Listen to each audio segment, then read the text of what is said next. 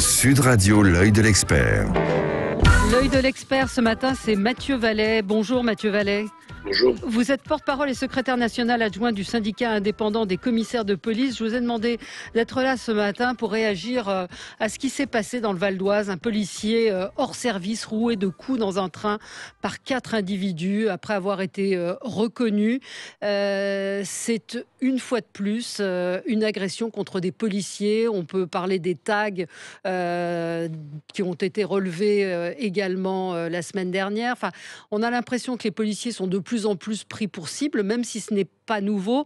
Mais on a l'impression qu'il y a quand même une gradation dans la violence vis-à-vis des policiers.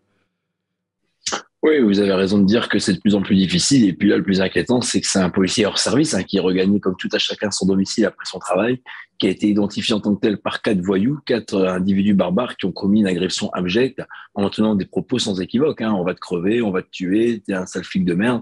Bon, la messe est dite. Maintenant, vous l'avez vu pour les rodéos à Lyon avec ces fameux Dalton qui pourrissent le quotidien des gens. C'est 100 € d'amende, moins cher que pour non-port d'un masque, et c'est 8 mois avec sursis. Donc tant qu'on aura une certaine manière certains juges en roue libre qui comprennent pas que si on condamne pas et qu'on n'incarcère pas ces voyous, ils recommencent dehors, qu'est-ce que vous voulez que je vous dise? On n'y arrivera pas. C'est une certitude.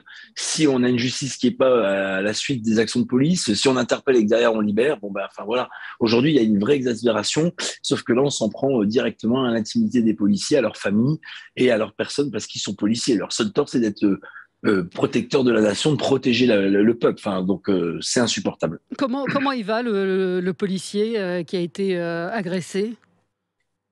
Il va très mal, il a été très choqué, il a été traumatisé, il a vu d'une certaine manière sa vie défiler devant ses yeux quand il a reçu une pluie de coups au niveau du visage, au niveau du torse, des coups de poing, des coups de pied, avec les propos que je vous ai précisés. Et heureusement, il faut souligner, je le dis depuis hier, que 2 témoins alertés par les cris au secours de notre collègue sont intervenus pour d'abord s'immiscer dans l'agression abjecte dont faisait l'objet notre collègue, et puis derrière pour aviser la SNCF par le signal d'urgence. Donc le plus rassurant, si j'ose dire, dans cette histoire, c'est qu'il reste une once de civisme malgré la difficulté aujourd'hui et la violence qui s'abat sur notre société. Oui, alors il y en a 3 d'entre eux qui ont reconnu la participation. On peut dire que les agresseurs ont été interpellés. Ils ont été interpellés, placés en garde à vue. Une enquête a été ouverte, mais j'imagine qu'ils sont en liberté. Non, heureusement, ils sont encore en garde à vue. Il faut préciser pourquoi ils ont été interpellés. Ils ont été interpellés parce que après avoir agressé notre collègue, après avoir agressé une autre personne, après avoir commis une énième forfaiture en secteur gendarmerie, les gendarmes les ont interpellés en flagrant délit pour des faits assez importants. Donc, on voit bien qu'on était dans une scène digne d'Orange Mécanique hier soir avec des voyous assez aguerris qui étaient partis pour en fait faire le plus de victimes possible et puis faire un carnage sur leur trajet, puisqu'entre les agressions aux personnes, les agressions aux biens et les interpellations qui ont suivi, c'est vrai qu'aujourd'hui, on a une partie des voyous qui, en fait, n'ont plus peur de rien et dont la vie humaine ne représente plus rien. Donc, vous imaginez bien que si un policier ne fait plus peur et ne représente plus rien pour ces individus, qu'est-ce que c'est pour ces individus de s'attaquer à des gens lambda qui, eux, aspirent à travailler, à circuler et à pouvoir vivre normalement et que ces voyous empêchent de vivre normalement. Donc, au bout d'un moment, face à ces voyous aguerris, il n'y a qu'une réponse, c'est la prison, parce que sinon, ils recommencent et on voit encore que ce n'est pas des primo-délinquants. Qui sont ces gens? C'est la question que j'allais vous poser. Qui sont? On parle de jeunes. Est-ce que ce sont des mineurs, a priori? Qui sont-ils? Est-ce que ce sont des multirécidivistes? Qui sont-ils? C'est des individus qui sont pas à leur premier acte, qui sont un peu enquistés dans la délinquance et c'est des jeunes individus effectivement plutôt majeurs, mais qui n'ont plus en fait de limites, de repères et de valeurs dans la société. Et d'une certaine manière, vous voyez, on ne sait plus comment le dire. Si on explique que certains magistrats prennent des décisions inadaptées, on nous dit qu'il ne faut pas critiquer la justice. Mais enfin, c'est pas critiquer pour désarmer, c'est critiquer pour améliorer. Et quand on sait que les magistrats, dans l'entête des crosses de jugement, s'expriment au nom du peuple français, moi, j'ai pas l'impression que quand on relaxe un individu qui menace des policiers avec un couteau, quand on relaxe, on met un rappel à la sagesse de... Oui, c'est ce qui s'est passé la semaine dernière. Un individu à la gare de Lille qui avait menacé, qui avait menacé avec un couteau a été relaxé pour une faute de procédure. Il y a aussi toute cette administration, cette bureaucratie qui fait que ça devient extrêmement compliqué. Si vous voulez, quand on a des erreurs majeures dans l'enquête, qu'on a vraiment privé l'individu plus qu'une mesure de liberté ou qu'on n'a pas respecté des droits fondamentaux, mais aujourd'hui, petite erreur, le petit grain de sel peut faire annuler toute une procédure. Sauf que derrière, on a des victimes, Ouais. on a des personnes qui peuvent ressortir et recommencer. Et franchement, on le dit depuis le début, on le dit depuis le Beauvau de la sécurité. Dans les états généraux de la justice, je pense que ça y reviendra. On a un code des procédures pénales qui ne protège plus les victimes, mais qui protège les voyous. Mmh. Donc, qu'est-ce que vous voulez que je vous dise? Enfin, là, tout est dit. Hein. Enfin, Mmh. et on Mais est vous, dans l'addition salée. ouais. Mais aujourd'hui, aujourd'hui, ils n'ont plus peur de vous. Vous l'avez dit, les voyous n'ont plus peur de la police. Il y a cette question qui revient, qui dit, mais ce policier avait son arme. Est-ce qu'il aurait pu tirer? Est-ce qu'aujourd'hui, vous avez peur? Est-ce que les policiers aujourd'hui ont peur de la bavure, justement? On les voit. On a vu l'image de la voiture bélier l'autre jour, pas de la voiture bélier, de ce caddie, cet antifa qui s'en prenait une voiture de police. On a envie de dire, mais bon sang, faites quelque chose. Donc, est-ce que vous vous sentez, vous, un peu timoré ou limité dans la réaction que vous pouvez avoir? Bon, très simplement, si vous voulez, le climat général chez les policiers, c'est qu'on est détenteurs, les seuls détenteurs de l'autorité et de la force légitime au sein de notre nation, et que d'une certaine manière, on ne peut plus l'exercer souverainement. Dès qu'on utilise la force, et notamment pour protéger la vie des autres et la nôtre, et ben derrière, on est tout de suite présumé coupable. Hmm. Donc, ça entraîne une inhibition de Oui, c'est l'usage de ça. la force et donc des armes. Après, sur la question du collègue armé hier, bon, il était tout seul, il était face à 4 individus. Je Ouais. pense que la réaction qu'il a eue, elle a été courageuse, elle a été réfléchie malgré la violence qui s'abattait sur lui, parce qu'on aurait pu lui soustraire son arme, elle aurait pu se retourner contre lui par les voyous. Donc malheureusement, son courage, son abnégation, sa force de caractère lui ont permis de tenir, et l'intervention des 2 témoins a permis de mettre fin à ce véritable calvaire, à ces véritables tortionnaires qui n'ont pas hésité à vouloir se faire un flic hier mardi matin, dans la rame, au retour de son travail. Il y a un auditeur, Stéphane, qui dit sans langue de bois, quelle est la solution? Ah ben la solution, c'est de les mettre en prison. Non mais vous savez, la prison ne fabrique pas des voyous. Par contre, la remise en liberté des voyous fabrique des voyous. C'est ça la réalité. Le manque de places de prison fabrique aussi des voyous. Donc c'est ça en fait. Et on parle pas d'un primo-délinquant qui a fait un défaut d'assurance et à qui effectivement on Ouais. pourrait dire on fait un stage de citoyenneté. On parle quand même de faits de violence sur les personnes, sur des policiers qui plus est, et qui derrière, franchement, quand on voit la liturgie de condamnation ou de non-condamnation depuis des semaines sur différents cas que je peux vous citer, on a encore à Viry-Châtillon un individu qui avait 28 kilos de résine de cannabis qui a été remis en liberté sous contrôle judiciaire. Et même mieux, ces individus à qui on fait faire la prison à la maison avec des bracelets électroniques, ben souvent comme ils dealaient là où ils habitaient, et ben avec le bracelet électronique, comme c'est dans le même périmètre, ils dealent en ayant le bracelet. Enfin, on est sur une inversion des valeurs et franchement, s'il n'y a pas une réaction forte et si on ne change pas la tendance, ça va être Mais très compliqué de remonter la pente. c'est quoi une réaction forte? C'est le ministre de la Justice qu'on entend assez peu.